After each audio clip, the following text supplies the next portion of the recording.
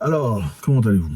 J'espère que ça va. Moi, je vais très bien. C'est fou. D'abord, pour commencer, on va faire ça. Vous savez comment ça se passe. J'aurais beaucoup plaisir de vous avoir. Ça fait du bien. La famille grandit. Ça fait énormément de bien de vous avoir. Surtout vos commentaires récents. Je lis personnellement et ça me fait beaucoup de bien. Ça m'inspire. Laissez un commentaire. C'est très important. Ce n'est pas mon show. Je pense que c'est important qu'on partage. On doit avoir votre implication. Ce qu'il y a aujourd'hui, c'est, on parle de la Suède. D'accord? La Suède est en difficulté carrément, présentement, parce que l'Irak est fâché contre la Suède. En Irak, les gens s'y sont levés, ils sont partis à l'ambassade suède pour aller protester, se révolter. Pourquoi? Parce que la Suède a autorisé à 2 reprises, pas une fois, mais à 2 reprises, qu'une personne parte brûler le Coran en public. Ouais. Un certain monsieur là, comme ça, il est parti brûler le Coran en public. En tout cas, il était entouré par la police. Pas la police pour l'empêcher de le faire, mais en tout cas la police pour le protéger. Ouais. Il a brûlé le Coran en Suède. Et on a demandé au gouvernement d'expliquer comment ça se fait qu'ils ont permis à une personne de brûler le Coran. Ils ont dit, on a permis de le faire.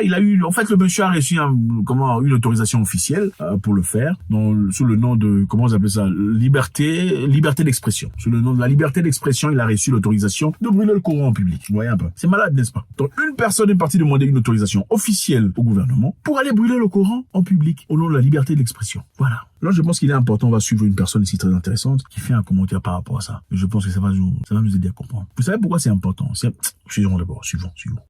Well, let me begin by saying, imagine with me if instead of the Holy Quran, it was the flag of what the West calls the pride flag, the flag of the LGBTQ, whatever letters remain, that was burnt, the rainbow flag, it was burnt.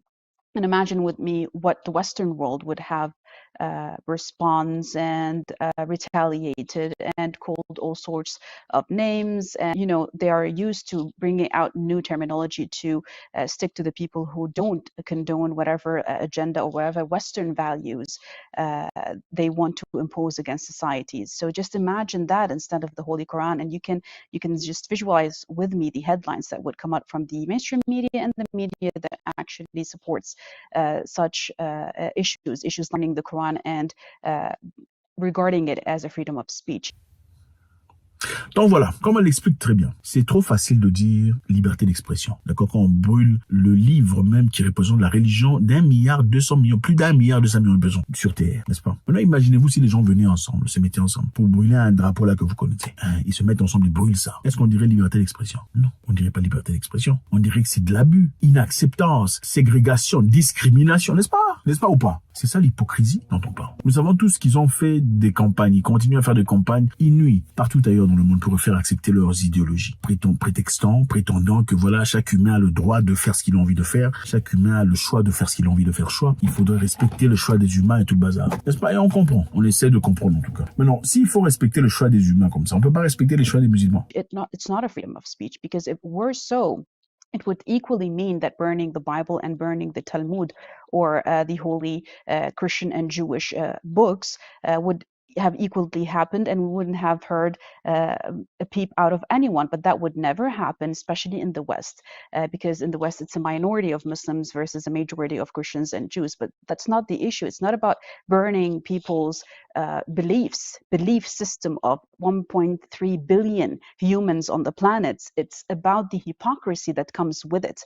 It's not just about burning a holy book that means in the entire life for people like me, for example, versus being so much critical and using some sort of a mental maneuver to tell the public, to portray to the public, especially in the West, that it is okay to do this, but it's not okay to touch issues like transgender or LGBTQ or whatever the new Western values that want to take over the conservative values of communities all over the world is. C'est important de le dire parce que même pour ceux qui ne sont pas musulmans, quand on commence à s'attaquer à un groupe de personnes, en tout cas un groupe qui est à côté de vous, et vous ne dites rien, ne vous en faites pas, vous serez le prochain. Après qu'ils aient été écrasés, vous serez le prochain. Alors les Irakiens sont fâchés. Et beaucoup d'autres pays d'ailleurs, inclus la Turquie, le Maroc et beaucoup d'autres pays en tout cas, se sont fâchés par rapport à ça. Et ont rappelé leurs ambassadeurs de la Suède. Je pense que c'est très important de lancer un message très fort. Rappelez leurs ambassadeurs. Si vous ne respectez pas notre culture, vous ne respectez pas notre spiritualité, donc on n'a rien à foutre ensemble. Et je sais pas ce quoi. Il y a un message très important et caché qui se trouve là. Et ça, on en parlera très prochainement, très bientôt en tout cas. Comment est-ce qu'un gouvernement peut permettre à un individu d'aller marcher dans les rues avec ses amis et brûler le Coran? Et ensuite, ensuite aller devant une mosquée. Deuxième fois, devant une mosquée. Donc, la première fois, on aurait compris c'était par erreur. La deuxième fois, devant une mosquée. Brûler le Coran. Et crier comme ça, liberté d'expression. Ça a un sens ou pas? Maintenant, imaginez-vous si on brûlait la Bible. Imaginez-vous si on brûlait le Torah ou le Talmud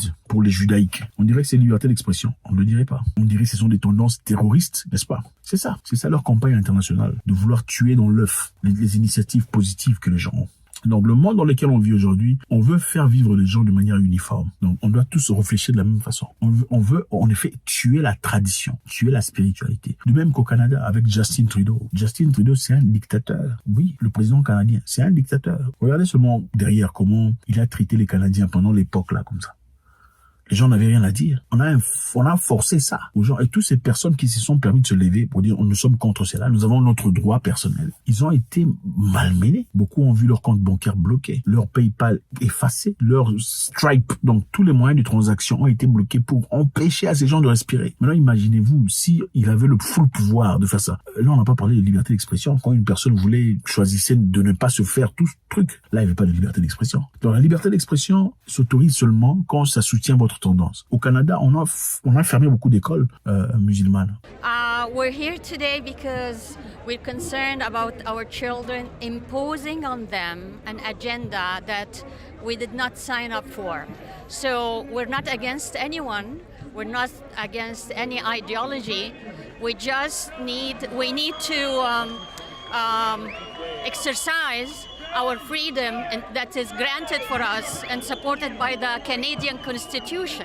On a renvoyé beaucoup de gens, des représentatifs musulmans. Pourquoi? Parce que d'après eux, ils sont en train d'éduquer les enfants à suivre la loi selon, c'est-à-dire la structure familiale, comme c'est écrit dans le livre. Ils sont en train de respecter ça parce qu'ils sont trop, vous comprenez un peu, leur tendance, leur idéologie, leur projet est d'évidemment faire accepter leur tendance que vous connaissez auprès des enfants. Et comme vous intervenez, d'accord, vous êtes en train de ralentir leur travail. Et pour empêcher ça, on a commencé à canceller, c'est-à-dire effacer les écoles qui enseignent l'islam, les professeurs qui ont des tendances d'islam au Canada. Pourquoi la communauté internationale ne parle pas? Pourquoi on n'a pas fait du bruit? Imaginez-vous si on brûlait le truc là, le drapeau là. Combien de bruit on ferait dans le monde, dans les médias internationaux? Imaginez-vous. C'est ce qui se passe en Ouganda même dernièrement là. Il n'y a pas des gens qui ont été...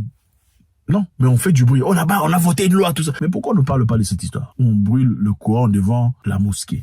Vous cherchez quoi? C'est une déclaration de guerre au nom de la liberté d'expression. Je pense qu'il est important de connaître qu'on a des droits. Mais au-delà des droits, on a aussi des devoirs. Il ne suffit pas de dire j'ai des droits. Tu as aussi des devoirs. Et tu ne peux pas prétendre avoir de droits si tu ne sais pas la limite de tes devoirs. C'est-à-dire tes droits se limitent là où les droits des autres commencent. Si tu veux vivre en communauté. La Suède, prétendument un pays progressiste et aussi hétéroclite, devrait naturellement accepter tout le monde et respecter les tendances de chaque humain. Si tu veux être un monsieur qui devient femme et qu'il faut te respecter, alors il faut aussi respecter la religion des gens, puisque vous acceptez les Irakiens, les Indiens, les Turkménistan, tout ça. Il faut aussi accepter leur culture. Et moi, je pense que c'est un message fort, un message caché qu'ils ont envoyé au monde que vous connaissez. Et aussi, la Turquie a réagi, le Maroc a réagi et d'autres pays. C'est très important. Je pense qu'on vit dans une vie où il est important de comprendre les tendances dans lesquelles on part. Tout ce que vous voyez comme guerre ici, tout ce qu'il y a ici, c'est bien structuré. On sait pourquoi on organise ça. Ce n'est pas pour rien. La majorité de guerres que vous voyez, c'est parce qu'il y a un profit derrière. Ok, en Afrique, les guerres sont là pour les minéraux. Prenons l'exemple de l'Est, de l'Afrique de l'Est, RDC au coin là-bas. C'est parce que tout ça, il y a beaucoup de choses à gagner là-bas. Et si le pays est en paix, on sera obligé de venir dans les voies normaux, c'est-à-dire de payer les taxes convenablement, comme tout le monde. Et ce n'est pas acceptable parce que le niveau des taxes sera beaucoup trop élevé. Alors pour gagner les histoires, prendre les minéraux, prendre les ressources sans difficulté, sans nécessairement avoir à payer quoi que ce soit, on crée la guerre, on finance les guérillas, on finance les bandits, tout ça là, pour créer un désordre,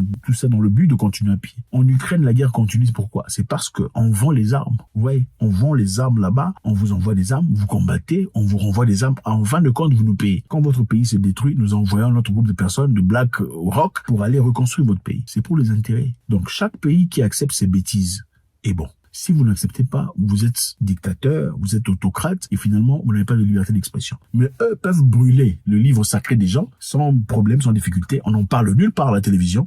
C'est caché. En fait, les dégâts qu'ils font sont complètement cachés. Même sur YouTube, vous allez chercher, vous n'allez pas voir. S'il y a des vidéos, généralement, sont censurées ou sont shadow ban. Shadow ban, c'est quoi? C'est-à-dire, au lieu de te bloquer carrément ou d'effacer la vidéo ou d'écarter la vidéo, ce qu'on fera, c'est on va te shadow ban. Shadow ban, c'est-à-dire on va ralentir la vidéo de sorte que si la vidéo, par exemple, si tu as 1000 abonnés, en tout tout cas 1000 abonnés sont censés voir la vidéo, et ralentissent la vidéo pour seulement que 15 personnes ne voient la vidéo, ou 10. C'est ça, Shadowban. Voilà pourquoi on vous demande de faire ça. Pour forcer au système de progresser, de projeter la vidéo à plusieurs personnes, malgré le shadowbanning. Donc, c'est ça. Est-ce que c'est acceptable de brûler, en tout cas, le livre sacré d'une autre personne, même si on ne croit pas en sa religion? Est-ce que c'est respectable? Est-ce que c'est respectueux? Je ne sais pas. Faites-moi savoir ce que vous en pensez. Est-ce que la réaction serait de même si les gens brûlaient le drapeau là que vous connaissez? Est-ce qu'on dirait que c'est la liberté d'expression? Quelle devrait être la réaction des pays musulmans à l'égard pour faire passer un message fort? God bless.